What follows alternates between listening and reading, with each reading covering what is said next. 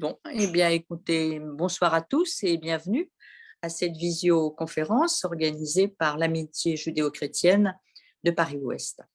Alors, nous sommes très heureux de recevoir ici, pour la première fois, le Père Christophe Le Sourd, qui est directeur du service de l'Église catholique pour les relations avec le judaïsme. Cela signifie que le Père Christophe Le Sourd est la voix officielle de l'Église catholique pour tout ce qui concerne les relations avec le judaïsme et les Juifs.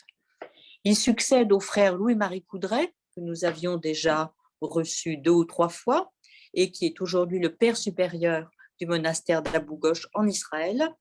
Et le frère Louis-Marie Coudray succédait lui-même à Patrick Desbois, l'auteur du livre très connu « La Shoah par balle ». Je rappelle que le service national pour les relations avec le judaïsme a été créé après le Concile de Vatican II en 1969, si mes souvenirs sont exacts, donc 4 ans après ce tournant décisif que l'Église a opéré dans ses relations avec le judaïsme et les Juifs. Alors, Père Christophe Le Sourd, ce soir, vous avez intitulé votre conférence « Anti-judaïsme, antisémitisme, un défi pour les chrétiens et pour la société ». Et effectivement, nous nous trouvons face à un problème de société, hélas, récurrent, qui se trouve sur le devant de l'actualité beaucoup trop souvent, à savoir l'hostilité vis-à-vis des Français juifs, qui prend plusieurs formes. La forme la plus courante, nous le savons, ce sont les préjugés, dont le plus habituel aujourd'hui est de considérer que les Juifs ont trop de pouvoir dans la société française, trop de pouvoir dans les médias, trop de pouvoir dans les milieux d'affaires, mais dont la forme beaucoup plus grave est la violence, va jusqu'aux assassinats, puisque depuis une quinzaine d'années, 16 Français ont été assassinés parce que juifs. Alors, dans le titre de votre conférence, vous employez, Père Christophe Le Sourd, 2 termes différents pour qualifier en somme cette hostilité, anti-judaïsme et antisémitisme, si bien que ça va être sans doute notre première question et votre première précision. Quelle nuance faites-vous entre ces 2 termes? Pourquoi ne pas se contenter du terme habituel d'antisémitisme qui est né 15 ans avant l'affaire Dreyfus? Deuxième question qui me semble importante à la vue de ce titre, pourquoi l'Église considère-t-elle aujourd'hui qu'un chrétien ne peut pas être antisémite?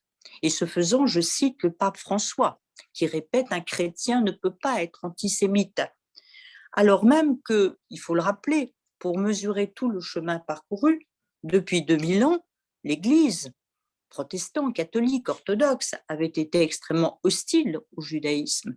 Et c'est précisément pour lutter contre cet antisémitisme que notre association a été fondée en 1948 par un historien, Jules Isaac, avec ce livre extrêmement fort, Jésus et Israël, où d'un côté, effectivement, il dénonçait ce qu'il appelait les racines chrétiennes de l'antisémitisme, et en même temps, où il mettait l'accent sur la contradiction qui consiste d'un côté à tout devoir au judaïsme et d'un autre côté à entretenir la haine du judaïsme. Et il avait cette formule forte, Jules Isaac, qui consistait à dire être antisémite et chrétien, c'est ajouter l'outrage à la vénération. Comment expliquer alors qu'aujourd'hui, l'Église affirme non seulement qu'elle a des racines juives, mais qu'il faut lutter avec les Juifs contre l'antisémitisme, ce qui est un pas supplémentaire. Ça signifie un engagement. Ça signifie que les Juifs ne sont plus seuls face à l'antisémitisme. Et nous savons le sentiment de solitude qui a été le leur, en particulier à partir de 2012. Et puis, comme vous dites dans votre titre, vous nous parlez des chrétiens, mais vous nous dites aussi la société française. Quel regard portez-vous, Père Christophe Le Sourd, sur ce nouvel antisémitisme, l'antisémitisme islamique, qui est finalement le plus inquiétant aujourd'hui, puisque les 11 personnes qui ont été assassinées ne l'ont pas été par des chrétiens, mais ont été assassinées par des islamistes, et que cet islamisme gangrène en particulier tout le système scolaire, puisque nous savons que massivement, les élèves juifs l'ont quitté, cette école de la République. Père Christophe Le Sourd, sur toutes ces questions, nous vous écoutons avec énormément d'intérêt, énormément d'attention, et nous vous remercions d'avoir bien voulu accepter notre invitation. Je ferme mon micro, Christophe, et vous avez la parole. Merci beaucoup, chère présidente, chère Maude, pour vos mots chaleureux d'accueil et puis de resituer les enjeux de cette rencontre de ce soir. Alors tout d'abord, je vous sais gré d'avoir eu la grande délicatesse et la grande gentillesse de décaler ce rendez-vous eu égard à une obligation qui était arrivée dans la dernière ligne droite par rapport à la date initialement prévue. Et puis je regrette de ne pas être avec vous, puisque, vous le savez, l'Assemblée plénière des évêques est réunie à Lourdes pour toute la semaine, et les directeurs de service de la Conférence des évêques de France participent à ces travaux.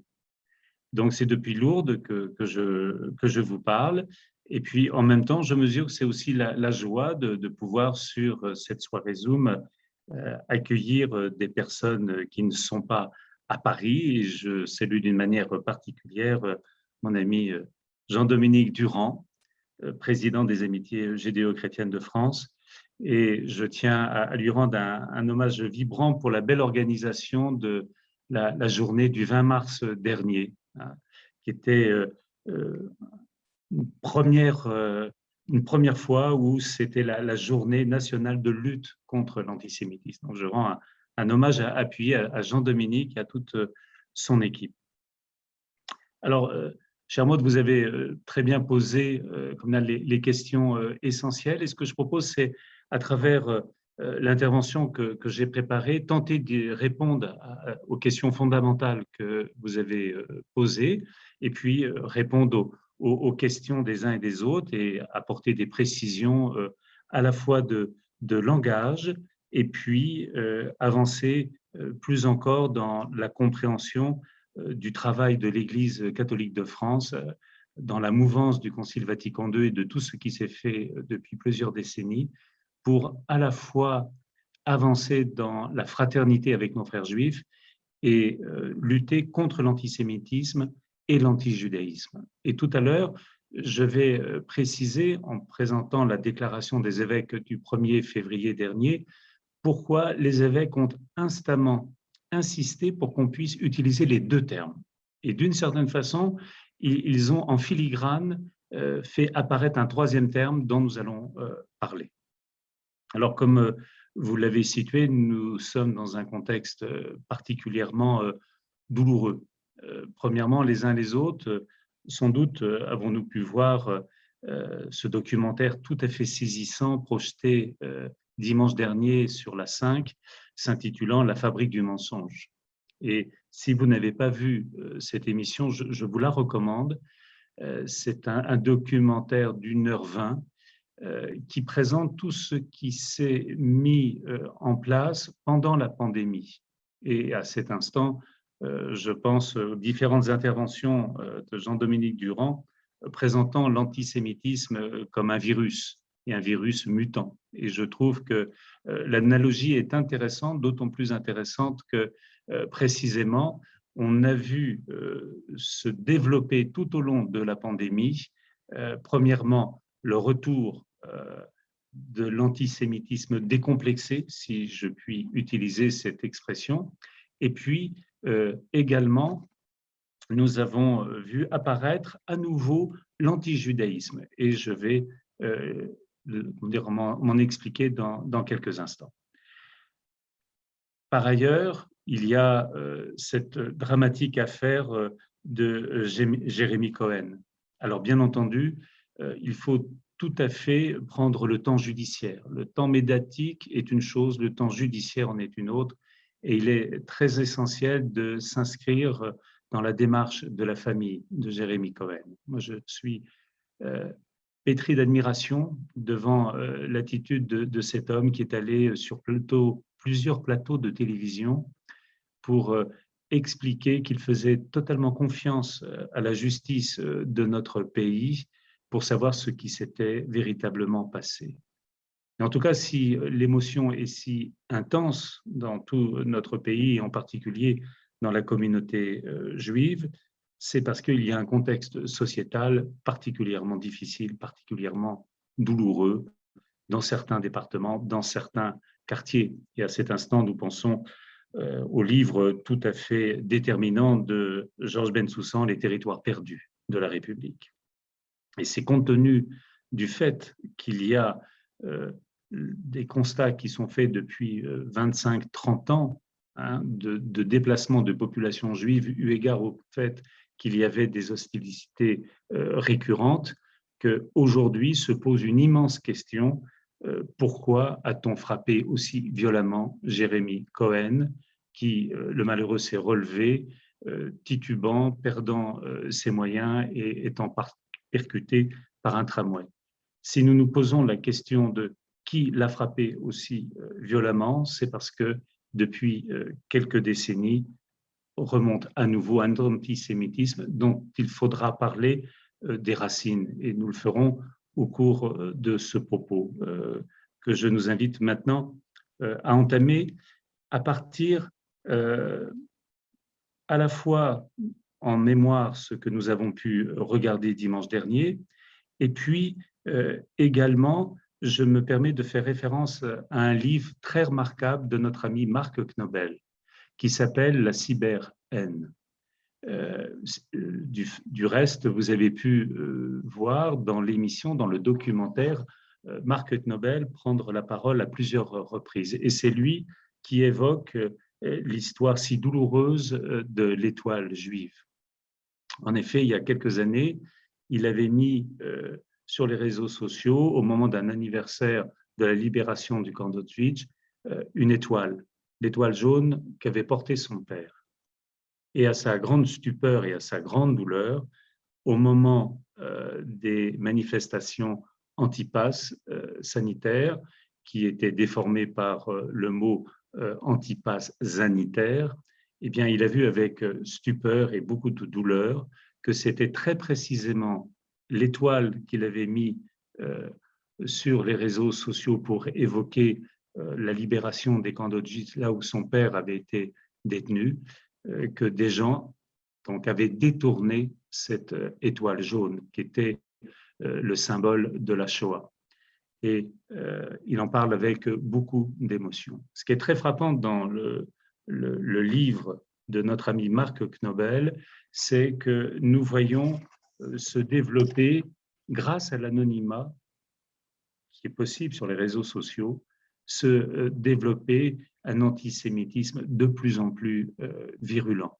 Il y a des images tout à fait terrifiantes qui circulent, et ce soir, je ne vais pas vous les montrer, eu égard au fait que vous pourrez les retrouver grâce au podcast que vous avez la possibilité de voir en cliquant, en recherchant donc sur la 5.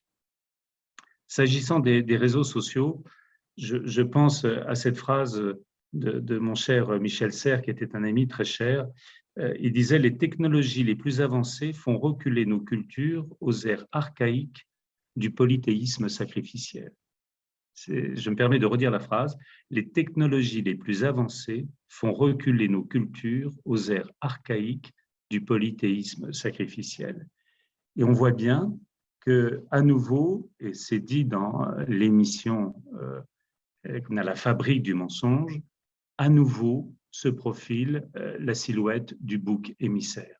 Dans un contexte sociétal, économique, pandémique, etc., eh bien, on a vu ressurgir tous les lieux communs de l'antisémitisme et de la théorie du bouc émissaire. Alors, vous avez à juste raison posé la question de l'antisémitisme et de l'antijudaïsme. Pourquoi l'avoir intitulée ainsi, cette conférence? Tout d'abord, je pense que nous pouvons proposer comme chemin de réflexion que l'antijudaïsme s'appuierait sur des raisons théologiques et spirituelles, alors que l'antisémitisme essentiellement s'appuierait sur des théories raciales complètement délirantes. Et c'est là où on voit que l'Église catholique a fait un chemin tout à fait fondamental, comme vous l'avez rappelé à juste raison, depuis le Concile Vatican II, et qui s'est déployé toutes ces dernières décennies. Et déployé d'une manière particulière grâce à Jean-Paul II. Et dans la deuxième partie de ce temps de présentation, de conférence, je me propose de vous présenter, grâce à un PowerPoint que j'ai adressé à François, un livre que notre service national vient de publier. Alors, je fais maintenant voir uniquement la couverture. C'est dans la deuxième partie que nous ferons voir le PowerPoint. Donc, ce livre. Une fraternité renouvelée. Et c'était le vœu de Jean-Paul II d'insister sur cette notion de fraternité. Et je m'en expliquerai tout à l'heure. Ce qui est très important, c'est de voir que le pape François, à notre demande, a préfacé cet ouvrage, ce qui montre bien qu'il y a une véritable continuité dans le magistère suprême en ce qui concerne le dialogue avec nos frères juifs, le rappel des racines juives du christianisme, la lutte contre l'antisémitisme, la transmission de la mémoire de la Shoah, un dialogue qui est porteur de fraternité et de bénédiction pour le monde. Alors, vous avez à juste raison, Maud, rappelé le Concile Vatican II. Alors, vous savez par cœur tout ce qui s'est passé avec Jules Isaac, son intervention le 13 juin 1961, tout ça, vous le savez par cœur. Ce qui est intéressant, comme vous l'avez dit, Maud, tout à l'heure, c'est de voir que l'Église de France a été une des premières conférences épiscopales au monde à faire en sorte que puisse être mis en place un service. Alors, initialement, ça ne s'appelait pas service, ça s'appelait comité, peu importe, mais dès 1969 et dès 1973, un premier document va être publié et je vais en parler dans quelques instants. Simplement, à cet instant, je fais la présentation d'un livre que les uns les autres vous connaissez sans doute, mais si tel n'était pas le cas, sachez qu'à plusieurs reprises, je vais maintenant citer des textes qui sont dans ce compendium.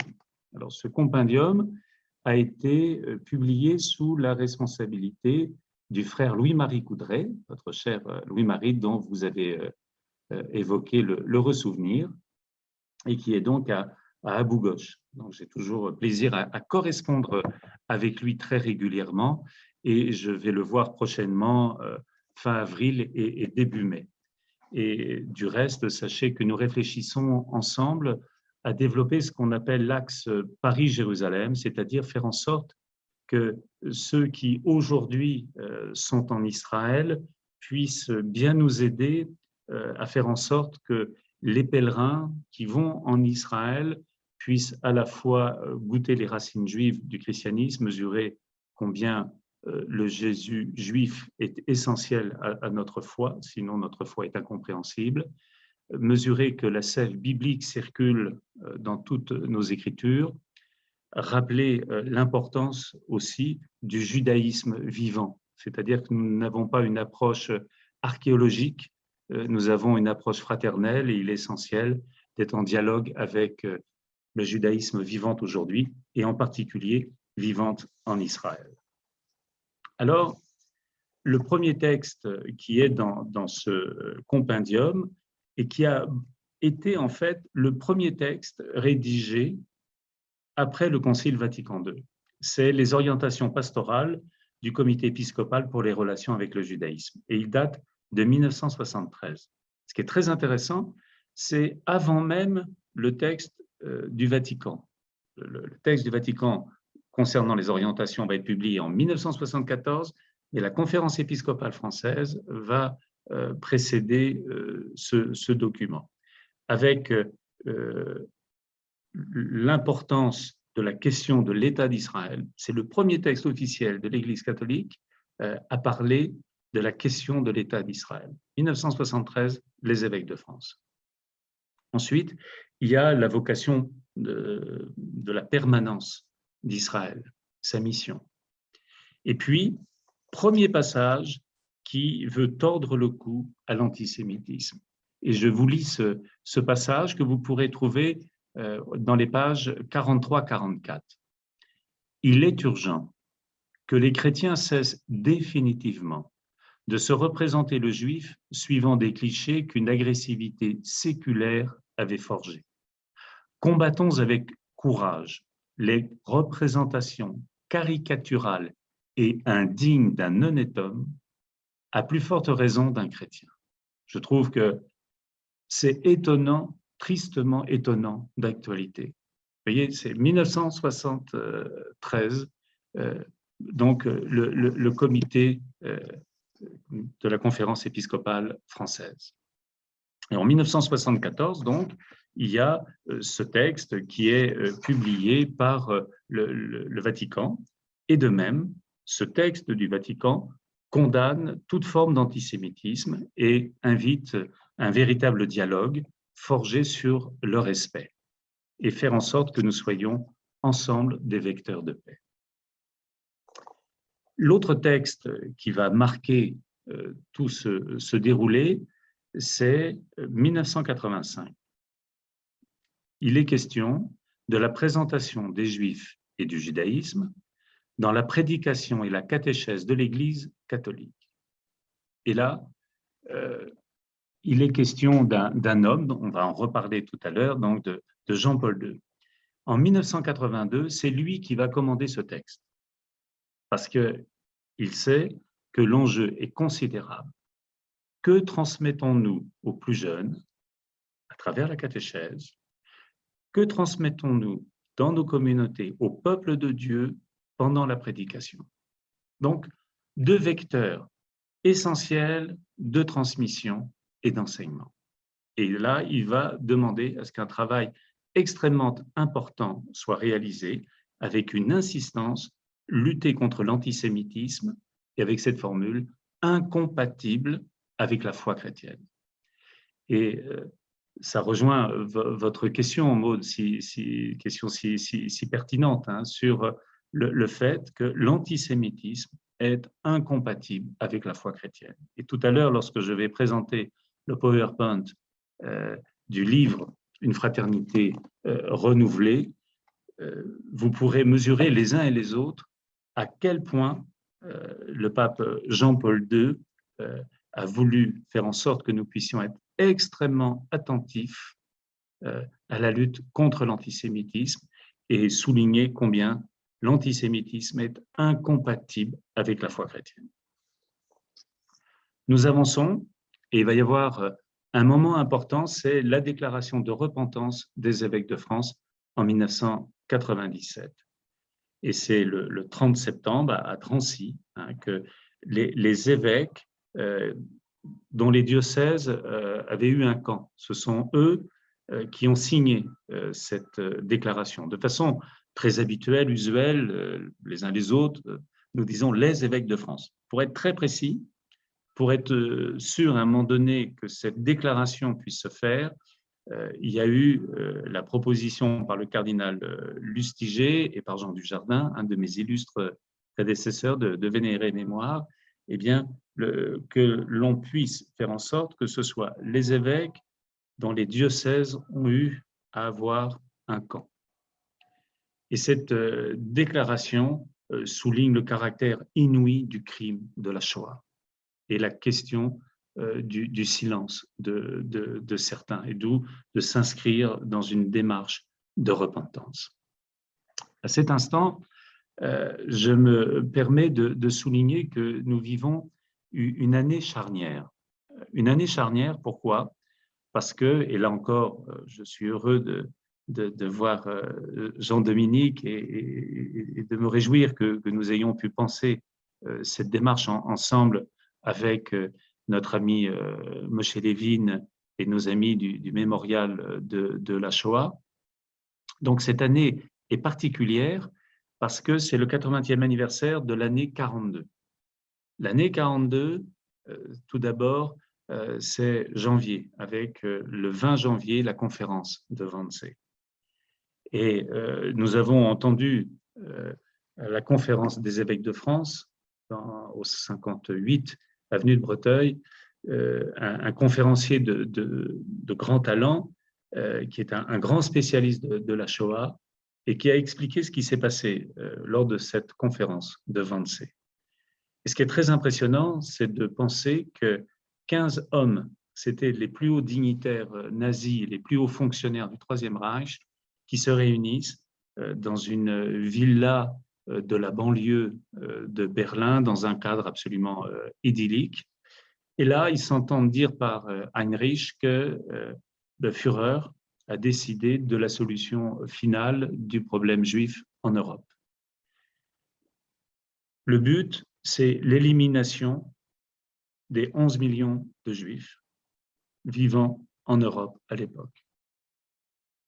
Et ce qui est bouleversant, et là je parle non pas sous le contrôle, mais prêt à ce qu'il puisse reprendre tout à l'heure cet élément important de ce qui s'est passé, donc notre ami Jean-Dominique, ce qui est très impressionnant, c'est qu'un document qui était la prise de notes de cette conférence, contrairement aux consignes qui avaient été données lors de la chute du Troisième Reich pour faire en sorte qu'il n'y ait plus de traces de tout ce qui avait été décidé concernant la Shoah, eh bien, des notes ont été retrouvées et ce qui apparaît, c'est que ces hommes, 15, ne se sont pas disputés pour savoir si c'était pensable ou pas pensable, simplement sur la technique.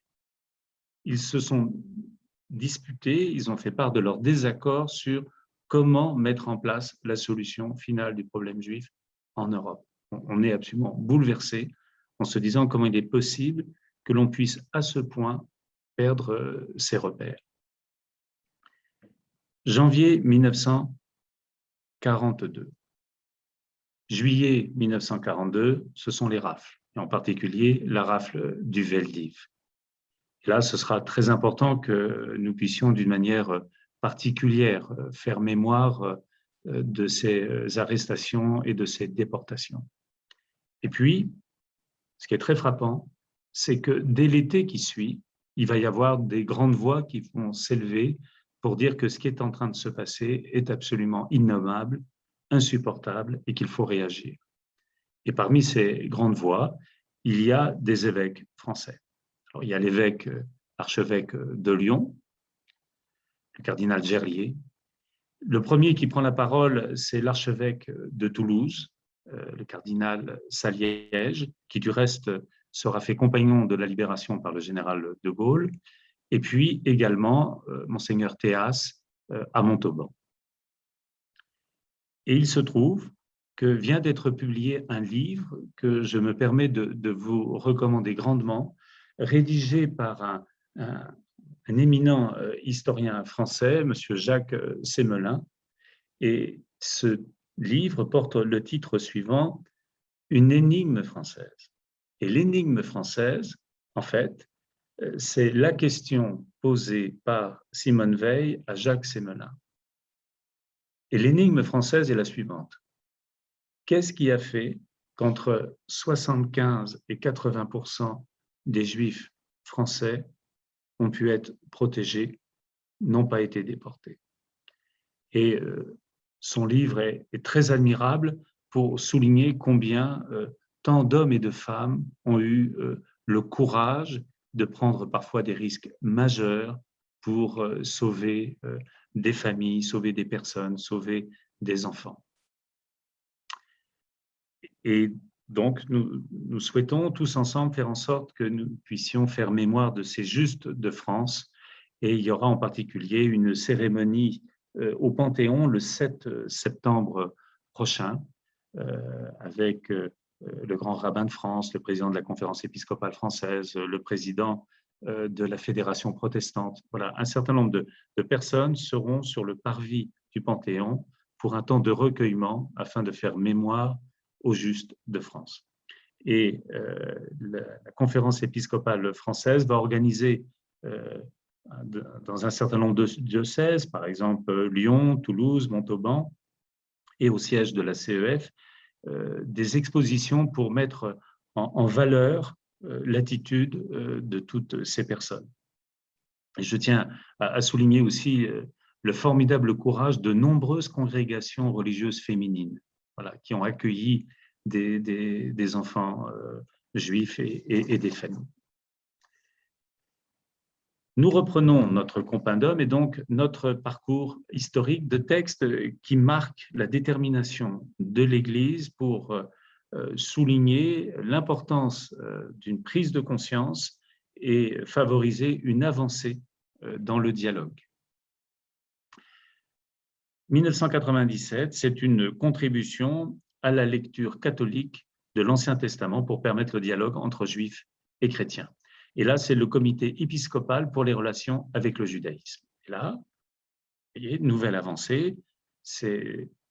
Tout à l'heure, c'était la catéchèse, la prédication. Là, on met une sorte de focus sur la lecture de l'Ancien Testament. Et on sait qu'au moment du Concile Vatican II, il faut tenir tous les textes. Et le premier texte, pour reprendre ce qu'écrivait à juste raison le cardinal de Lubac, le premier texte qui est comme le portique qui permet de comprendre la totalité des 16 textes qui ont été votés au moment du Concile Vatican II, c'est Dei Verbum, la parole de Dieu. Et ce texte va avoir tout un chapitre consacré à l'importance du Premier Testament, ce qu'on appelle communément l'Ancien Testament. Et dans un autre texte où les évêques, en communion avec le pape Jean XXIII, puis avec Paul VI, travailleront les enjeux de la liturgie. Et nous le savons, suite au Concile Vatican II, pour les catholiques, de façon usuelle maintenant, il y a toujours, à l'exception du temps de Pâques où c'est les Actes des Apôtres, mais il y a toujours la lecture d'un texte du Premier Testament, toujours. Texte qui est mis en résonance avec l'Évangile. Alors l'Évangile est toujours, en lecture continue, et les textes du Premier Testament sont comme un apport, un éclairage, et évidemment, l'Évangile répond. Mais ce qui est fondamental, c'est de dire les évêques, au moment du Concile Vatican II, ont tenu expressément à réintroduire la lecture de l'Ancien Testament dans la liturgie. Et donc, ce texte, 97, souligne toute l'importance dans notre vie chrétienne du Premier Testament. Ensuite, en 98, il va y avoir un texte, là encore, rédigé à la demande expresse de Jean-Paul II. Nous nous souvenons, et c'est une réflexion sur la Shoah. Et ce texte, on le sait aussi, se fait au moment de l'affaire douloureuse du Carmel d'Auschwitz. Dès maintenant, je vous signale que dans ce livre, on a inséré la lettre rédigée par le pape Jean-Paul II pour clore l'affaire si douloureuse du Carmel d'Auschwitz. Et cette lettre, je vous la résume, hein, c'est « Mes sœurs, vous êtes absolument formidables. Vous avez fait un choix de vie édifiant. Simplement, vu tout ce qui se passe, je vous demande, au nom de la sainte obéissance, de partir et de partir maintenant. » Ce qui veut donc dire que tout avait été préparé, hein, et en particulier, il y a eu l'action particulièrement déterminante du cardinal de Courtrai, voilà, à qui il faut rendre hommage, le cardinal Lustiger et le cardinal Etchegaray. Donc, on a 3 cardinaux français qui ont été déterminants dans le dénouement de cette affaire si douloureuse, celle du Carmel d'Auschwitz. Et donc, en 98, eh bien, on peut, ayant recouvré la sérénité, prendre la question de la Shoah et faire en sorte qu'il y ait une réflexion partagée entre juifs et catholiques sur cette horreur absolue qu'est la Shoah. Évidemment, il y a le voyage de Jean-Paul II en Israël. Et je n'en dis pas trop maintenant, puisque tout à l'heure, il y aura le PowerPoint. Il va y avoir également un moment très important, c'est l'exhortation apostolique évangélique Gaudium. Donc, vous le savez, suite au Concile Vatican II, Paul VI avait souhaité que de façon récurrente, les évêques du monde entier puissent envoyer des délégués par conférence épiscopale pour pouvoir, à Rome, autour du pape, traiter un certain nombre de questions. Et là, c'est toute la question de l'évangile et de l'évangélisation. Et c'est le pape François qui, in fine, écrira cette exhortation apostolique, alors que la démarche initiale dépendait de Benoît XVI. Et il y a au numéro 247 l'évocation des relations avec le judaïsme. En tant que chrétiens, nous ne pouvons pas considérer le judaïsme comme une religion étrangère, ni classer les Juifs parmi ceux qui sont appelés à laisser les idoles pour se convertir au vrai Dieu. 248. L'affection qui s'est développée nous porte à nous lamenter sincèrement et amèrement sur les terribles persécutions dont ils furent l'objet, en particulier celles qui impliquent ou ont impliqué des chrétiens. Et vous remarquerez les verbes impliquent ou ont impliqué, ce qui montre bien que le pape François est parfaitement lucide qu'il y a un antijudaïsme résiduel qu'il convient de combattre. Et ce n'est pas du passé, il y a aussi du présent. Et s'agissant de l'article 247, c'est le fait, et ça va être développé en 2015, et je vais en parler bientôt, il n'y a pas de perspective de conversion. Plus encore, il n'y a pas de mission en direction de nos frères juifs. Et là, nous en arrivons à ce texte qui, pour moi, est sans doute l'un des textes les plus essentiels. C'est « Les dons et l'appel de Dieu sont irrévocables ». Donc, c'est dans le compendium de 2019. Les dons et l'appel de Dieu sont irrévocables, vous le savez, c'est le chapitre 11, verset 29 de la lettre de saint Paul aux Romains. Et vous savez, il apostrophe les uns les autres en disant « Mais est-ce que Dieu aurait renoncé à son alliance, à sa promesse vis-à-vis de son peuple ?» Non, pas du tout. Voilà. Et puis, il interpelle les chrétiens issus du paganisme en disant « Mais ne fais pas le malin. Ne fais pas le malin, ne crois pas que c'est toi qui portes la racine, c'est la racine qui te porte. » Voilà. C'est absolument merveilleux. Les chapitres 9, 10, 11 de la lettre aux Romains sont des chapitres fondamentaux de la foi chrétienne. Il faut toujours y revenir. Et donc, c'est en prenant ce titre qu'il va y avoir la publication de ce document qui a été travaillé pendant plusieurs années par des théologiens, des exégètes et également par un certain nombre de personnalités juives. Et je vous cite le numéro 47. Un autre objectif important du dialogue juif-catholique consiste dans un engagement commun s'opposant à toute manifestation de discrimination raciale contre les Juifs et toute forme d'antisémitisme. De telles manifestations, qui n'ont certainement pas été toutes éradiquées, tentent à émerger sous différentes formes dans divers contextes. L'histoire nous a montré où peuvent mener même les formes les plus imperceptibles d'antisémitisme. Nous avons assisté à la tragédie humaine de la Shoah, qui a coûté la vie aux 2/3 des Juifs d'Europe. Nos deux traditions de foi sont appelées à exercer ensemble une vigilance incessante, tout en étant attentives aussi aux questions sociales.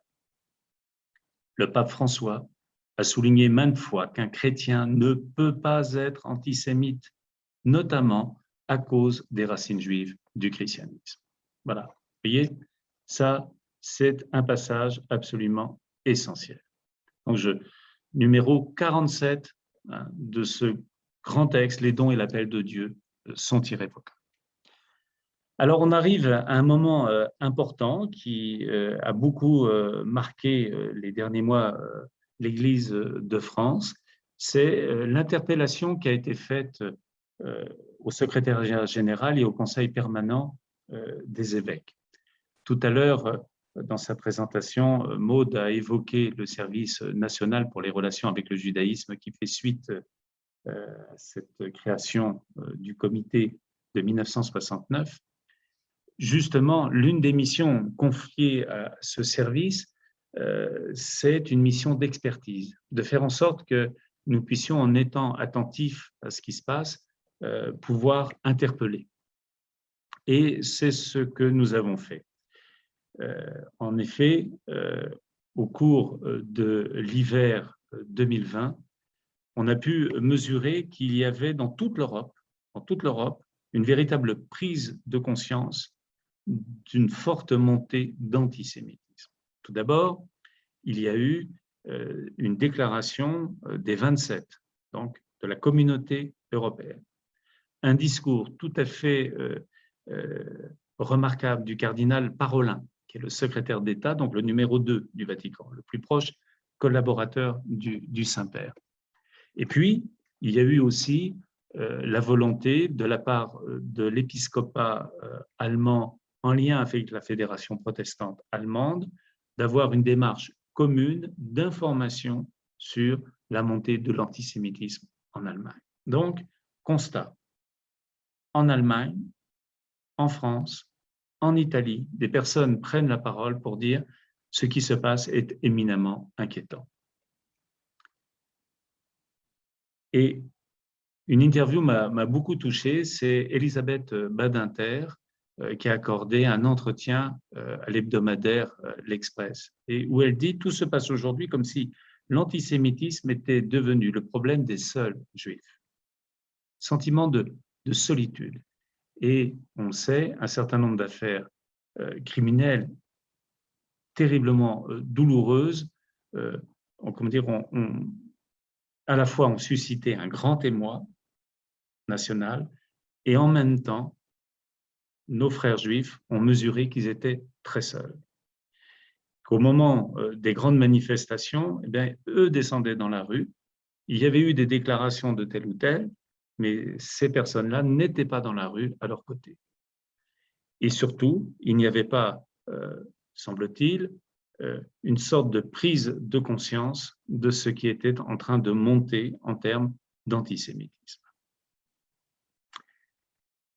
Nous avons fait une note, donc je vous épargne le contenu de la note, mais la note que nous avons remise au Conseil permanent dans le contexte de la Covid, où il y avait la montée de ces propos délirants, avec le complotisme, la reprise des pires schémas, enfin ce que vous avez pu voir dans la très remarquable émission La Fabrique du mensonge.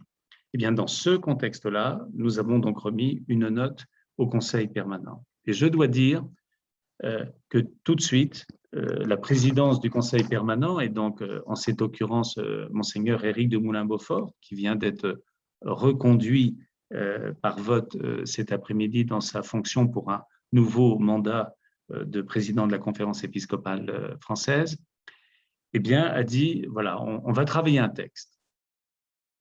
Et le texte, ce qui est frappant, c'est qu'il a voulu l'intituler de telle sorte que puisse apparaître, comme l'a souligné tout à l'heure, à juste raison, notre présidente, Maud, eh bien, il y a les deux termes, antisémitisme et antijudaïsme.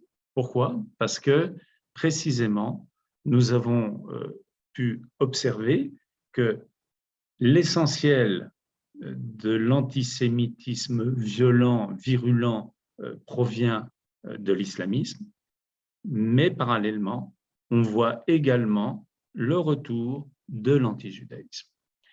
Et moi, ce qui m'a beaucoup frappé, et je dois dire que ça a été à la fois un choc et une souffrance ecclésiale.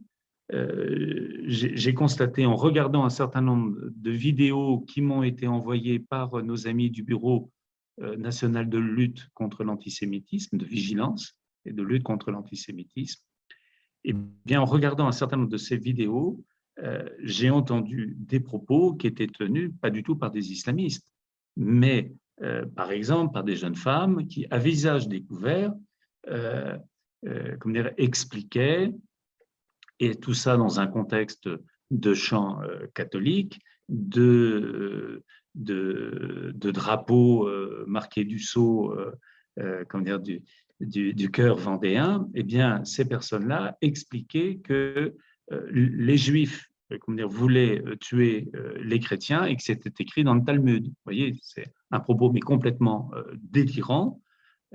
Et si elles disent cela, c'est que ou elles l'ont lu sur de bien mauvais réseaux, ou alors ce sont des personnes qui leur ont transmis ce type d'enseignement. Mais voir et entendre cela, je vous assure, je pourrais d'ailleurs transmettre cette vidéo à Maude si elle veut le joindre au compte-rendu. On est abasourdi. On est abasourdi de tels propos. Alors, sachez que dans cette vidéo que vous pourrez regarder, à chaque fois qu'il y a le bip, c'est tout simplement parce que les gens viennent de prononcer le mot juif. Et que si jamais le mot juif était entendu, les personnes pourraient être poursuivies. Donc, on entend simplement bip, mais sur les lèvres, on voit ce qu'elles disent. Donc, dans ce contexte-là, il était essentiel que l'Église catholique prenne sa part pour sensibiliser. Et là, je vous annonce la prochaine parution d'un livre qui s'intitule « Déconstruire les mythes fondateurs de l'antijudaïsme chrétien ». On a eu un tout petit peu de retard. On escomptait pouvoir le publier le même jour que la fraternité renouvelée. Il y aura quelques semaines de décalage. Et ce livre, en fait, reprend les thèmes les plus récurrents de l'antijudaïsme chrétien pour déconstruire. Et déconstruire à partir de l'enseignement de l'Église. C'est-à-dire que l'enjeu, ça n'est pas donner le point de vue de Christophe, de Cécile, de tel ou tel théologien ou bibliste. C'est de reprendre l'enseignement officiel de l'Église depuis Nostra Aetate, et numéro 4, et de dire, voilà très précisément ce que vous dit l'Église sur tel ou tel sujet. Vous voyez, ça nous paraît très utile et un certain nombre de personnes nous en parlent dès maintenant pour pouvoir organiser des conférences, faire en sorte que ce soit un outil habituel dans les aumôneries, dans les camps scouts, enfin dans de nombreux endroits pour pouvoir faire en sorte que l'enseignement de l'Église soit connu par le plus grand nombre. J'avance. Ce qui a été très important et qu'il faut retenir en ce qui concerne cette déclaration. Premièrement, c'est la première fois qu'un texte officiel est signé à un tel niveau. Je veux dire par là, pour l'Église de France, je veux dire par là que d'habitude, c'était un comité, un conseil, tel ou tel évêque. Cette fois-ci, c'est la présidence de la Conférence des évêques de France qui signe le document. Deuxièmement, ça a été remis à la CEF, c'est-à-dire dans la maison des évêques, dans leur lieu de travail, là où s'organise la vie de l'Église catholique. Le document a été remis dans le cadre d'une réunion du Conseil permanent. Voilà. Donc, c'est dans le cadre des travaux des évêques que le grand rabbin de France, notre cher Raïm Corsia, le président du consistoire central, qui à l'époque était M. Joël Mergui, que le président du CRIF, M. Francis Khalifa, ont reçu cette déclaration. Ensuite, le moment, ça n'est pas après un attentat. Cela veut donc dire que c'est un geste gratuit qui est l'expression d'une prise de conscience. Et nos frères juifs ont été particulièrement sensibles, et cela a été exprimée par le grand rabbin de France, Raïm Korsia. Ensuite, l'intitulé, comme je l'ai dit tout à l'heure, la mention de l'antisémitisme et de l'anti-judaïsme. Et puis, ce qui est très important également, c'est les racines juives du christianisme, le rappel de notre rapport au peuple juif vivant aujourd'hui, et en particulier en Israël, et la volonté de la part des évêques de France de nommer Israël. Et de façon, je ne dirais pas subliminale, mais faisant apparaître cela, c'était une manière aussi de dénoncer l'antisionisme. Voilà. C'était aussi le vœu des évêques. Alors, je le disais tout à l'heure, nous avons préparé un PowerPoint. Mais juste avant de passer au PowerPoint, sachez également que le Service national pour les relations avec le judaïsme vient de publier une fiche Croire. Vous savez, ces fiches sont à disposition des uns et des autres dans les églises, dans les basiliques, les cathédrales, les sanctuaires spirituels, etc. Et cette fiche présente notre fraternité, présente les racines chrétiennes du christianisme, et puis rappelle au centre que l'antisémitisme est aujourd'hui dénoncé avec force par l'Église. C'est au cœur de l'affiche. Nous l'avons fait tout à fait volontairement. Au cœur de l'affiche, on rappelle que l'antisémitisme doit être combattu, dénoncé avec force. Alors, vous pourrez noter qu'on s'est fait un plaisir dans les références de mettre en numéro 2 les amitiés judéo-chrétiennes. On a mis notre service pour que les uns les autres puissent se renseigner, mais aussitôt après, bien entendu, avec beaucoup de joie, ça nous paraissait normal de mettre les coordonnées des amitiés judéo-chrétiennes et les gens pourront aller chercher sur Internet. Et puis, nous avons mis un certain nombre d'ouvrages qui nous paraissent tout à fait essentiels pour entrer et dans la compréhension du judaïsme et puis dans notre fraternité renouvelée. Nous en arrivons au PowerPoint. Et là, si François peut maintenant mettre en route, voilà. Merci beaucoup, François. Donc, nous avons publié ce livre. C'est un travail de 2 années. Nous avons procédé de la façon suivante. Nous avons sélectionné les textes de Jean-Paul II évoquant le judaïsme. Certains textes sont dans leur totalité, d'autres textes, c'est tel ou tel passage. Mais de toute façon, la totalité des textes seront sur le site de la CEF et pourront servir aux uns et aux autres pour leur recherche. Alors, on va regarder maintenant la deuxième page. Donc, c'est une anthologie, c'est l'anthologie des textes et discours de Jean-Paul II sur le judaïsme. Ce qui est très frappant, c'est que Jean-Paul II est polonais. Et cet homme, dans son village de Wadowice, a côtoyé de très nombreuses familles juives. Et à l'époque, cette communauté comptait 1500 personnes. Juillet 42, et c'est une date qui est concomitante, hélas, avec la nôtre, c'est les premières déportations. Et les Juifs qui restent sont enfermés dans un ghetto.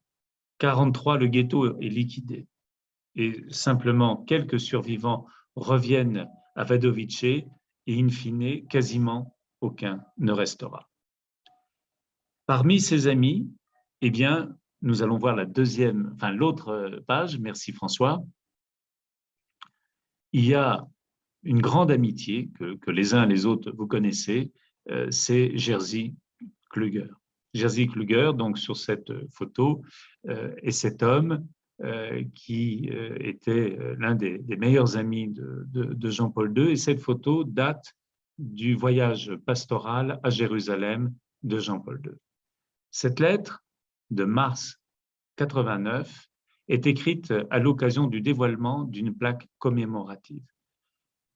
On ne va pas lire la totalité de cette page, mais le deuxième paragraphe est tout à fait significatif. Hein. Toi et moi sommes liés par le souvenir de notre enfance et de notre jeunesse. Je me rappelle très bien la synagogue de Wadowice, qui se trouvait près de notre lycée. J'ai encore dans les yeux les files des fidèles qui, les jours de fête, allaient y prier. Si tu vas le 9 mai à Wadowice, tu dois dire à tous ceux qui seront rassemblés là que je me souviens avec eux de leurs compatriotes et corréligionnaires assassinés et de ce lieu de prière qui a été détruit par les envahisseurs. Je ressens une profonde vénération pour tout cela et pour tous ceux dont vous voulez honorer la mémoire le 9 mai à Wadowice.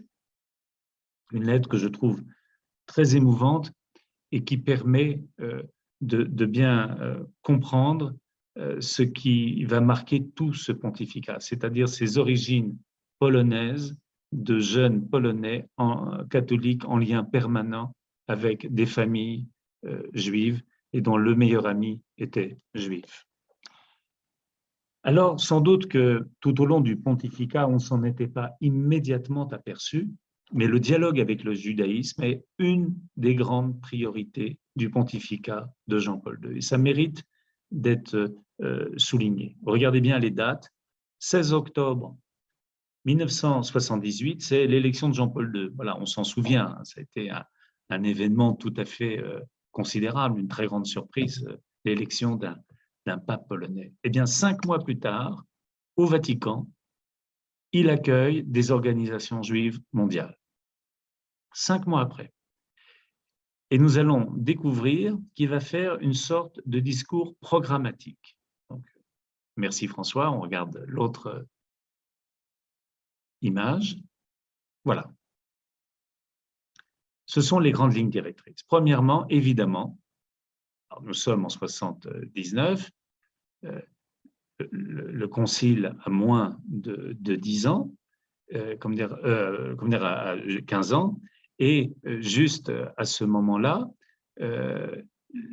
le pape Jean-Paul II rappelle l'importance de Nostra Aetate, qui est ce texte tout à fait fondamental pour la Teshuvah de l'Église, cette mutation, cette conversion.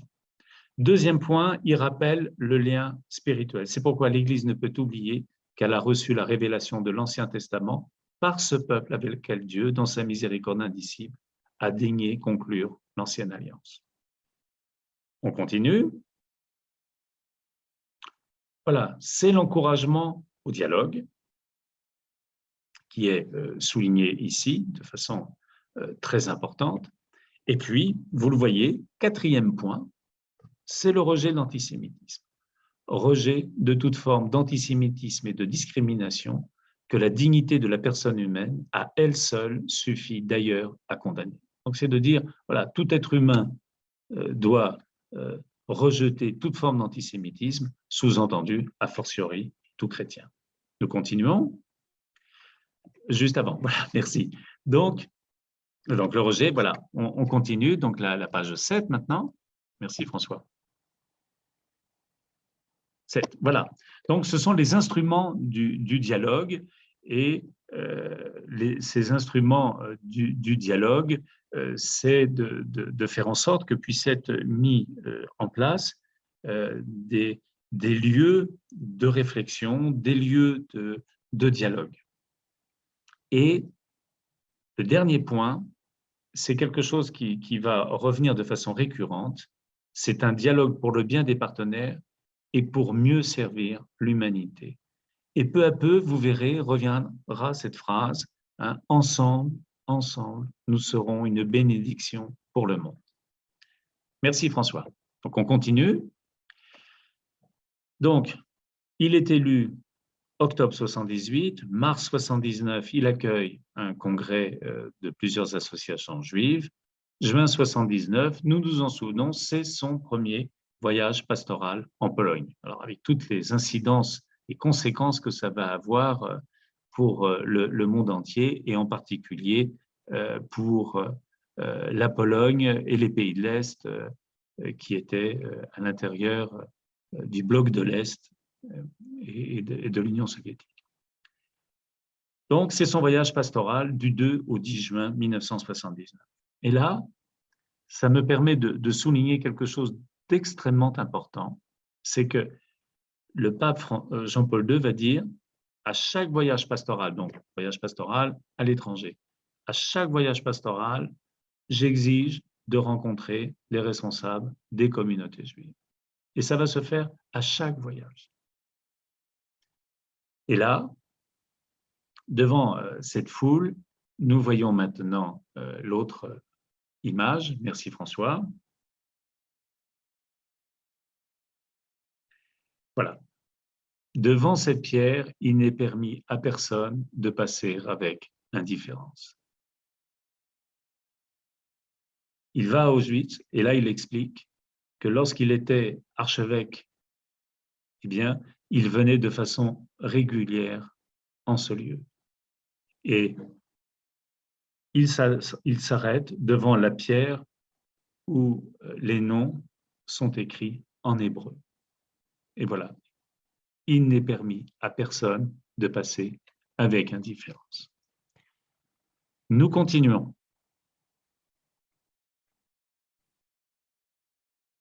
Novembre 1980, il va en Allemagne et là, il s'adresse à la communauté juive de Mayence. Donc.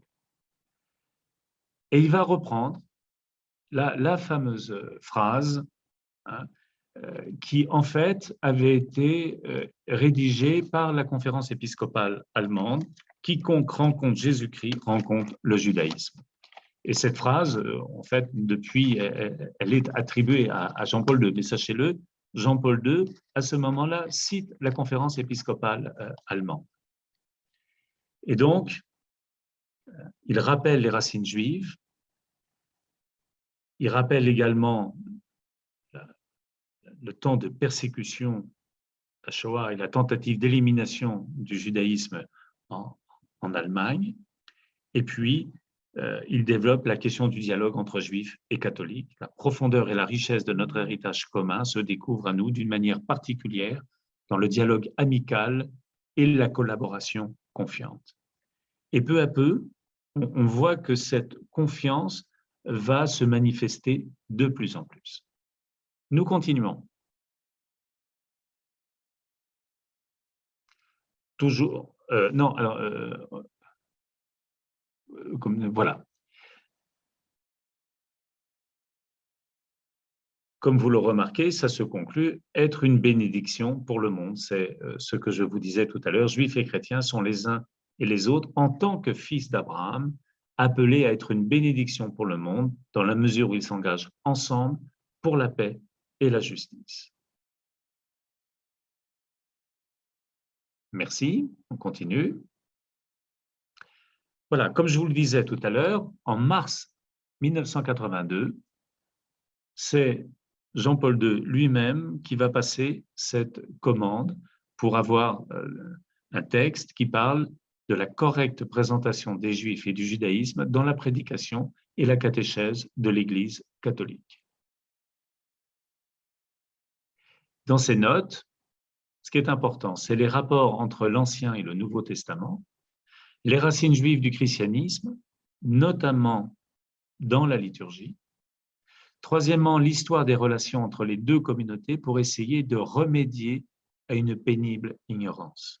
C'est-à-dire, il ne suffit pas de gommer le mépris, et pour arriver à l'estime, eh bien, il faut une connaissance de l'autre.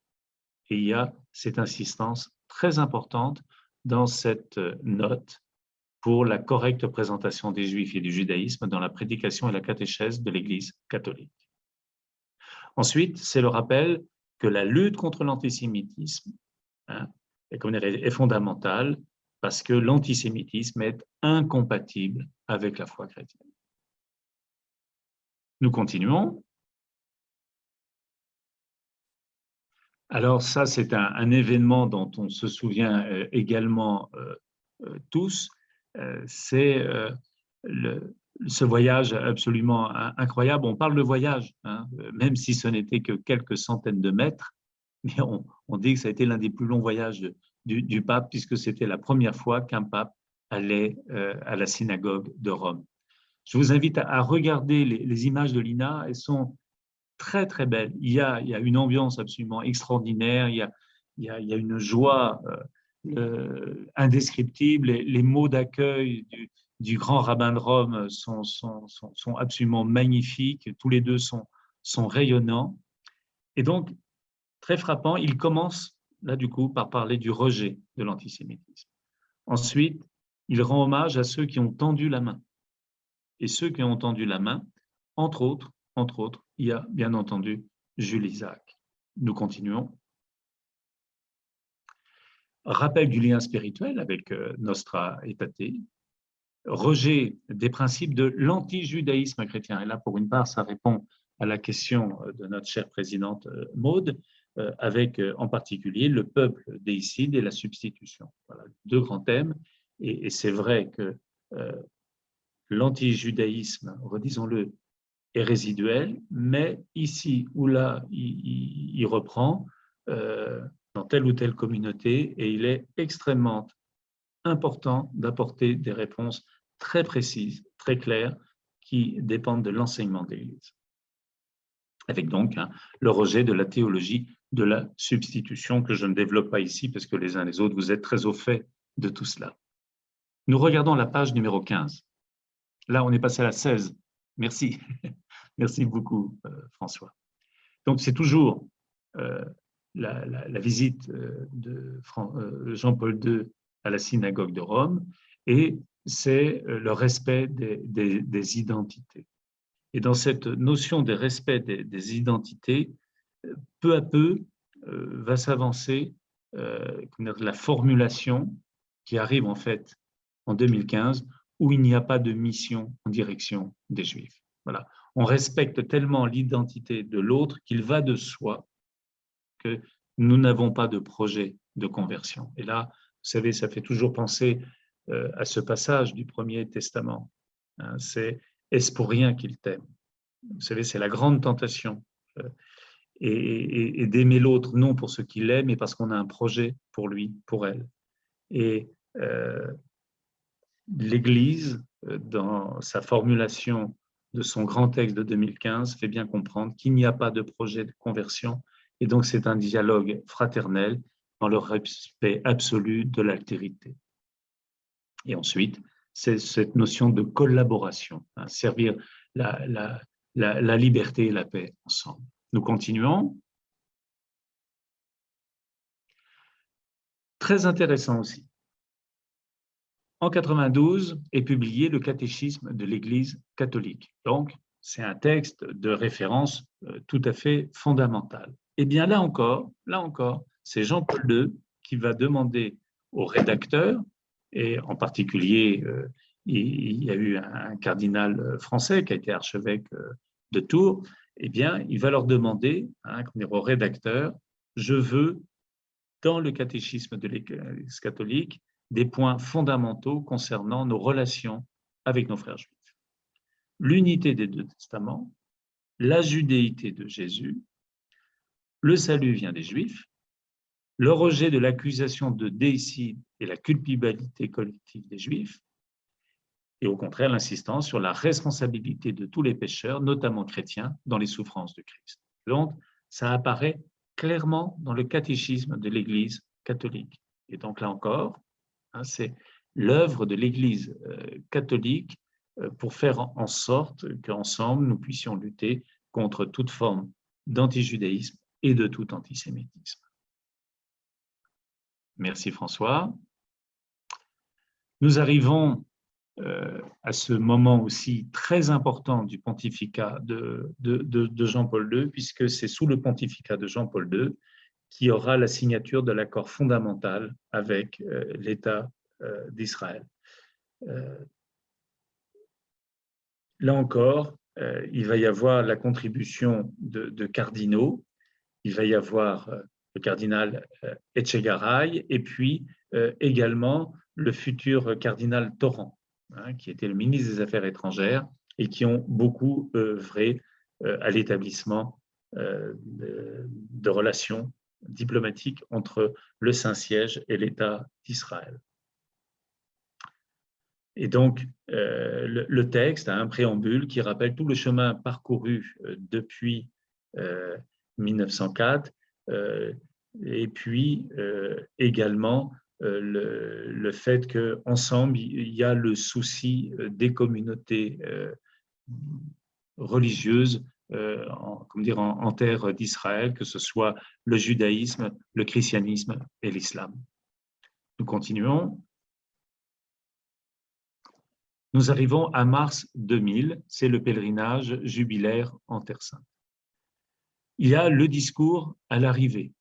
Ce discours était très attendu parce que lorsque Paul VI est allé en pèlerinage en Israël en 1964 pendant le concile, il n'y a pas eu ce discours. Et l'entrevue a été plus que courte et un peu compliquée entre le président de l'État d'Israël et le pape Paul VI. Alors à ce sujet, moi je prends toujours la défense de Paul VI en rappelant aux uns aux autres, premièrement, c'est Jean XXIII qui a lancé la rédaction d'un texte évoquant les relations avec le judaïsme, qui aboutit au numéro 4 de la déclaration Nostra Aetate, et c'est Paul VI qui fait voter le texte, et qui, avec le cardinal Béat, va faire en sorte qu'il soit voté, et ce, dans un contexte particulièrement difficile. Et puis, il fallait absolument que puisse aboutir le Concile Vatican II, que les textes soient votés. Il y avait la grande crainte que tel ou tel épiscopat arabe ne vote pas tel ou tel texte du Concile par hostilité aux démarches de l'Église catholique vis-à-vis de l'État d'Israël. Donc je prends toujours la défense de Paul VI en disant, il recevait les uns les autres au Vatican, il a reçu des personnalités juives, il a reçu des délégations juives, c'est lui qui a fait voter Nostra Aetate.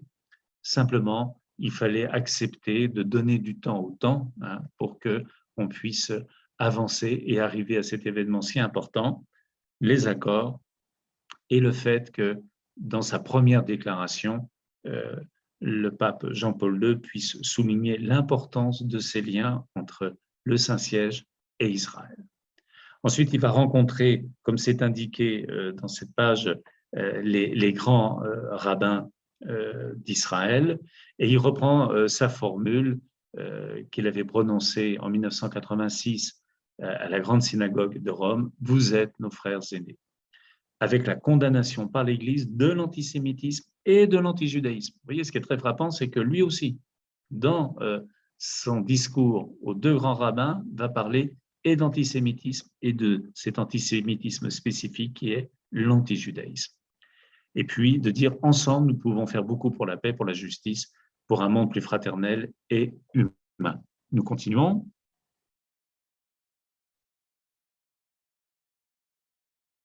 Voilà. Sa visite à Yad Vashem, qui reste un moment tout à fait bouleversant. Les uns les autres, vous avez sans doute encore à l'esprit ces images, son discours, et on retrouve à cet instant ce Polonais dont la jeunesse a été profondément marquée par la Shoah, au cours de laquelle il a vu disparaître des familles amies. Et tout son discours résonne de cela. Et puis, il aura donc le grand souci de la transmission de la mémoire de la Shoah. Et je pense que ça aussi, ça fait partie de ce qu'il a voulu mettre en exergue tout au long de son pontificat. Et à cet instant, là, à nouveau, je me tourne vers Jean-Dominique. On a été très émus de pouvoir ensemble organiser cette cérémonie au mémorial de la Shoah devant des classes de lycée, des jeunes juifs et des jeunes chrétiens, voilà, transmettre le souvenir de la Shoah. Nous arrivons la dernière. Voilà. Et je conclus ce PowerPoint avec sa prière au mur occidental, cette fameuse prière qui est la reprise, en fait, sachez-le, d'une intention de prière universelle de la cérémonie du Vendredi Saint de cette même année. Voilà. Juste avant de partir, il va y avoir la Semaine Sainte et les fêtes de Pâques, et il remet au cotel cette intention de prière, et ça avait beaucoup ému les uns et les autres. Alors, vous savez, pour conclure mon propos de ce soir, en rappelant que le pape François a préfacé cette anthologie, soulignant, comme je le disais tout à l'heure, la continuité du magistère suprême dans ce dialogue avec les Juifs et son engagement total. Justement, je voulais reprendre ce qu'il disait le 13 septembre dernier à Bratislava. S'adressant aux Juifs, il disait « Votre histoire est notre histoire, vos souffrances sont nos souffrances. La mémoire ne peut et ne doit pas céder la place à l'oubli, parce qu'il ne pourra pas y avoir une aube de fraternité durable sans que l'on ait d'abord partagé et dissipé les obscurités de la nuit. La question du prophète résonne aussi pour nous. Veilleurs, où en est la nuit ? » Eh bien, je pense que les amitiés judéo-chrétiennes aident à faire en sorte que l'aube fraternelle se lève et que nous devons, avec beaucoup de constance, demeurer vigilants par rapport et à l'antijudaïsme et à l'antisémitisme. Voilà, je vous remercie. Père Christophe Le Sourd, je voulais vous remercier chaleureusement de ce récapitulatif sur le chemin parcouru par l'Église catholique depuis 55 ans, qui est évidemment un chemin considérable, un chemin exceptionnel que l'Église devait parcourir, mais qui l'honore certainement. Et nous reconnaissons bien là l'immense dette tout de même que nous avons vis-à-vis du fondateur de l'amitié judéo-chrétienne, car dans tout ce chemin parcouru par l'Église, nous reconnaissons les idées fortes, les idées phares de Jules Isaac dans Jésus et Israël. Il a donc semé et il a certainement récolté bien au-delà de ses espérances. Je voudrais vous faire deux remarques et vous poser deux questions. D'abord, vous remercier d'avoir souligné l'excellente initiative du nouveau président de l'Amitié judéo-chrétienne de France, Jean-Dominique Durand, à savoir de créer une fois par an une journée contre l'antisémitisme. J'y ai assisté avec beaucoup de présidents de groupe, François y était, et effectivement, au mémorial de la Shoah, elle a été un véritable succès. Ma deuxième remarque concerne l'historien Jacques Semelin. Nous l'avons reçu l'année dernière et effectivement, je recommande chaleureusement ses ouvrages, dont le dernier est préfacé par Serge Klarsfeld. Je salue d'ailleurs Madame Tania Klarsfeld qui est ici et qui est la sœur de Serge Klarsfeld. Oui, effectivement, et il nous dit bien que si 85 à 87% des Français juifs ont eu la vie sauve, ce n'était pas à cause de Pétain, mais qu'il y avait des spécificités qui tenaient à l'histoire de France. Maintenant, deux questions, Christophe Le Sourd. Première question, il me semble que si j'avais à caractériser la révolution de l'Église catholique durant 50 ans, de 1965 à 2015, je dirais que ce fut une révolution au sommet, mais je dirais aussi que ce fut une révolution silencieuse.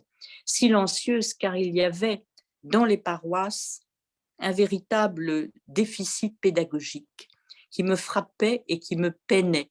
J'accompagnais de temps en temps mon mari qui était catholique dans la paroisse, dans une petite paroisse de Bretagne, et rien, littéralement rien, n'avait changé, ni dans la prédication, ni dans la catéchèse, au point que j'ai demandé au frère Louis-Marie Coudray de venir, et il vient désormais chaque été nous donner une parole très neuve. Et cette parole très neuve a fait changer le prêtre d'ailleurs de cette paroisse. Donc, j'ai l'impression que depuis 5-6 ans, c'en est terminé avec ce déficit pédagogique. Est-ce que vous pourriez nous dire un peu quel est votre sentiment sur la situation à la base dans les paroisses? Et puis, une deuxième question, qui est une question et une remarque. Il faut bien quand même que nous ayons conscience que l'enseignement de la Shoah, c'est triste à dire, mais l'enseignement de la Shoah ne suffit pas, ne suffit plus à endiguer l'antisémitisme. C'est une constatation. On enseigne la Shoah depuis 30 ans dans l'éducation nationale et parallèlement, effectivement, il n'y a aucun déclin, bien au contraire, de l'antisémitisme. Alors, pourquoi, à votre avis? J'ai mon avis sur la question. Je pense que l'enseignement de la Shoah est mal enseigné. On l'enseigne comme une parenthèse dans l'histoire de l'Europe. On l'enseigne comme un accident dans l'histoire de l'Europe, alors qu'il faut l'enseigner comme quelque chose de consubstantiel à l'histoire de l'Europe chrétienne, avoir le courage de le dire et avoir aussi le courage de dire que c'en est terminé avec cet antisémitisme chrétien. Père Christophe Le Sourd, je vous demande ce que vous pensez de mes remarques et puis ensuite, bien entendu, la salle va s'exprimer. Merci de ces observations. Vous savez, je crois qu'il faut que, vous savez, c'est comme le principe du thé, il faut que ça infuse. Oui, du temps au temps. Et voilà. Et ce changement est tellement considérable, il faut accepter, si vous voulez, que, voilà, comme un paquebot qui change de cap, eh bien, ça prend du temps. Eh bien, ce paquebot Église se repositionne, reprend le bon cap. Et ce qui, moi, me réjouit beaucoup, c'est de voir toutes les nombreuses initiatives qui sont prises pour faire en sorte que se multiplient les lieux de rencontre et deuxièmement, les enseignements. On voit bien qu'il y a actuellement des communautés nouvelles qui s'investissent dans l'enseignement de l'Église concernant les relations avec le judaïsme, le rappel des racines juives du christianisme, et ça imprègne tout leur rassemblement. Et ça, c'est quelque chose de nouveau depuis quelques années. Donc, je pense vraiment que nous avançons sur ce chemin, beaucoup plus lentement que nous ne pourrions l'espérer, bien sûr, mais nous avançons. Quant à l'enseignement de la Shoah, qui ne suffit plus, qui ne suffit pas à endiguer l'antisémitisme, c'est décevant, bien sûr. Je pense que vous avez raison d'insister sur la façon dont c'est fait. Et moi, je suis émerveillé de voir l'impact des témoins dans les établissements. À cet instant, j'évoque mon cher Joseph Exman, qui a été à l'origine du film La Rafle. Et il a écrit un livre qui s'appelle Après la Rafle. Et il vient d'y avoir la publication d'une bande dessinée. Il se trouve que Joseph est un ami de longue date et c'est très impressionnant de voir l'impact de son témoignage devant les jeunes. Et les uns les autres, on pourrait évoquer les nombreuses personnes que nous connaissons et qui s'investissent dans cette transmission. Ce qui est important aussi, c'est de penser aux générations suivantes qui n'auront plus en direct les témoins. D'où l'importance des voyages mémoriels sur place. Prenons Auschwitz. Moi, je suis toujours très ému d'emmener des groupes d'adolescents, d'emmener des paroissiens, des diocésains dans une démarche, comme dire, à Auschwitz, où nous entendons des témoins. Et là encore, il y a l'admirable travail réalisé par nos amis du mémorial de la Shoah, où ils ont un grand sens de la pédagogie et puis cette connexion qu'ils ont avec les guides polonais, où ils peuvent avoir un propos complémentaire, fait de plein de délicatesse, mais ils peuvent vraiment apporter un complément de témoignage. Donc moi, je crois vraiment qu'il est possible de transmettre comme il faut la mémoire de la Shoah. Alors après, c'est la grande question de ce qui se passe dans un certain nombre d'établissements. d'enseignement où c'est très difficile pour les enseignants de pouvoir en parler dans de bonnes conditions. Oui. Et là, il faut être très lucide. Et ce qui a été Oui. évoqué le 20 mars dernier au Oui. mémorial de la Shoah lors de la journée de lutte contre l'antisémitisme, la table ronde évoquant la responsabilité justement de l'enseignement a été particulièrement édifiante.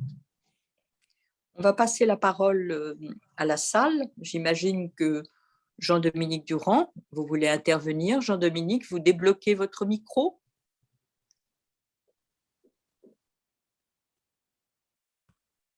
C'est débloqué. Merci. D'abord, merci à Christophe pour cet exposé si clair, si précis.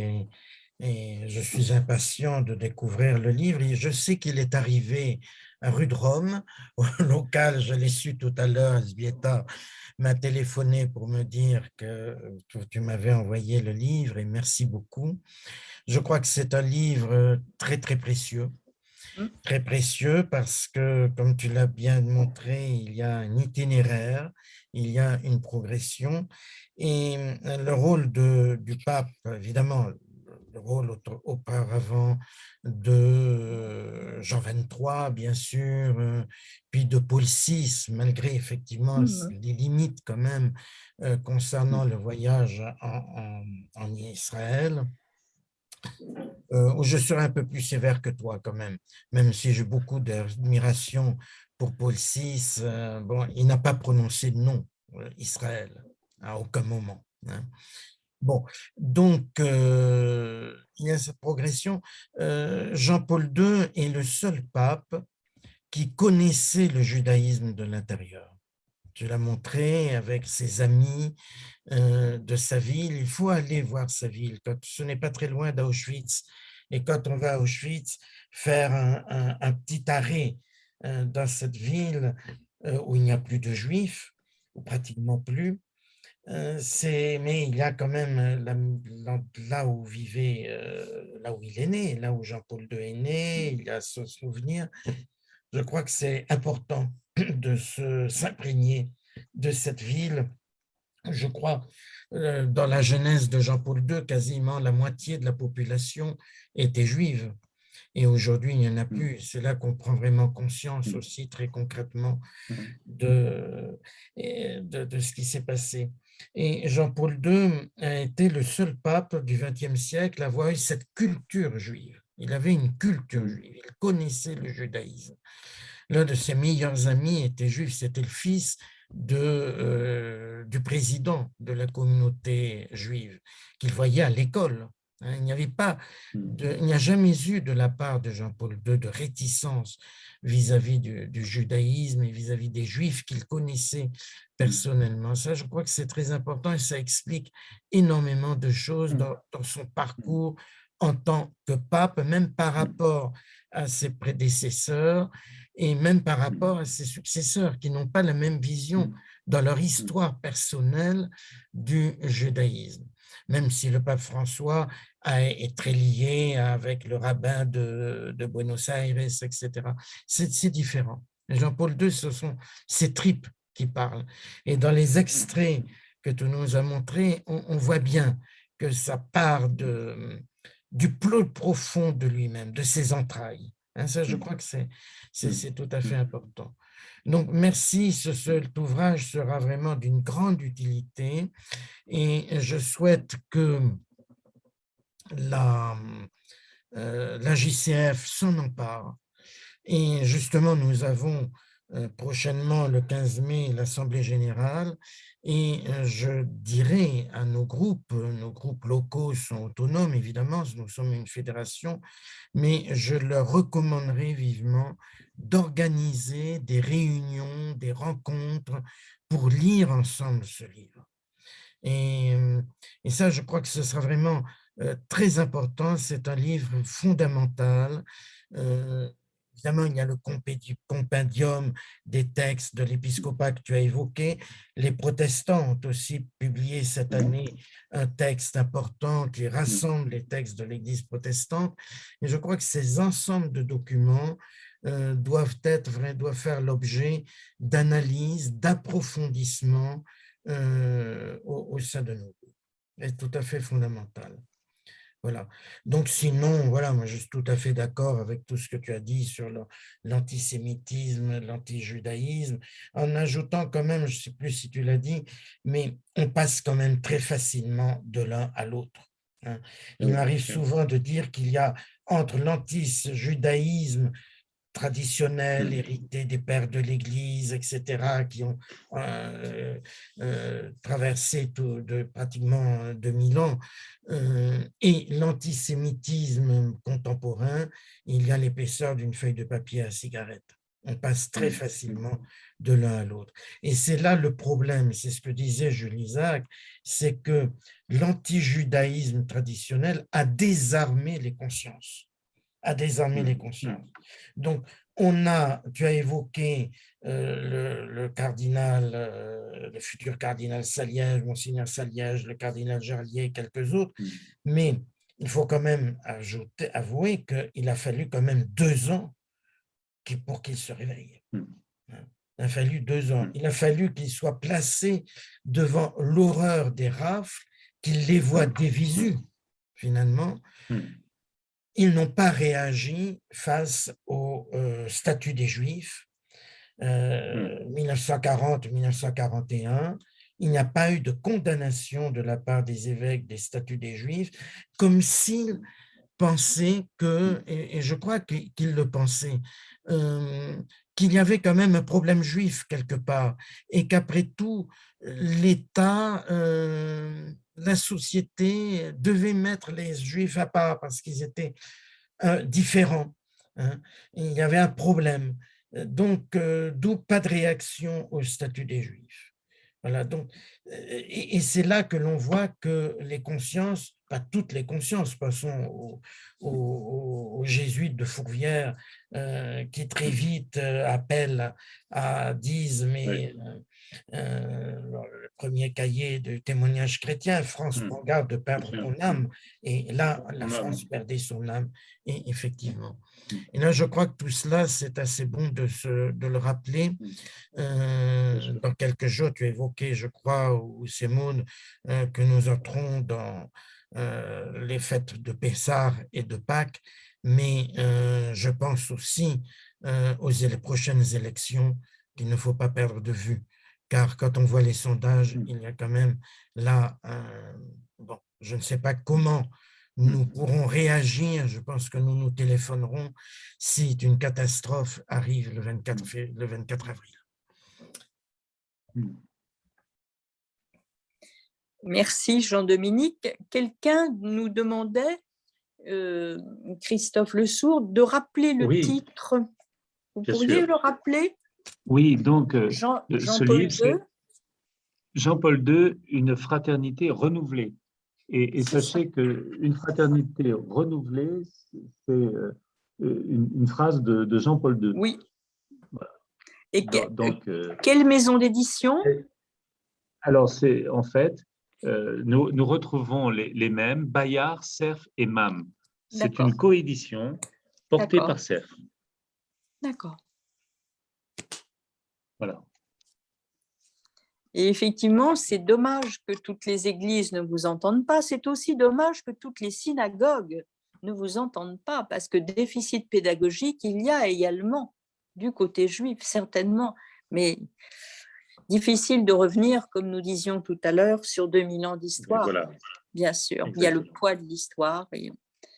Est-ce que quelqu'un veut… Il y a tout ce qui est si beau qui se met en place. Voilà. Et puis donc, aussi, n'hésitez pas, les fiches croire, juifs et chrétiens, une fraternité qui se renouvelle. Voilà, je me refais voir. Oui. D'où l'importance de votre présence, d'ailleurs, au mois de novembre, au Salon du Livre organisé par le Nébrite, où vous présenterez ce livre. Mais oui, vous présenterez ce livre qui vient de sortir sur Jean-Paul II. D'autant que le Nébrite a quand même… Oui, allez-y, pardon. Oui, excusez-moi, Maud. Et aussi, on pourra présenter celui qui va être prochainement publié, Déconstruire les mythes fondateurs de l'antijudaïsme chrétien. Il sera paru au mois de novembre? Il sera paru? Ah oui, tout à fait, oui. oui. Déconstruire les mythes fondateurs de l'antisémitisme chrétien, c'est ça? De l'antijudaïsme. De l'antijudaïsme. De l'antijudaïsme. Oui, ben, c'était tout le travail de Jules Isaac à son époque, effectivement, dans l'enseignement du mépris, c'est tout le travail de déconstruction de ces mythes. Est-ce que quelqu'un veut faire une remarque ou est-ce qu'on laisse le père Christophe Le Sourd aller se reposer? Il a bien mérité après cet exposé magistral. Quelqu'un veut intervenir? Non? Bon, écoutez, alors, on l'applaudit avec les mains, on le remercie. Merci à vous. C'était véritablement extrêmement instructif, récapitulatif, et je pense, cher Père Christophe Le Sourd, que nous nous reverrons et que vous nous ferez l'amitié de venir nous expliquer, par exemple, ce magnifique ouvrage sur Jean-Paul II. Je vous souhaite à tous une bonne soirée. Je vous remercie de votre présence et puis je vous dis à bientôt.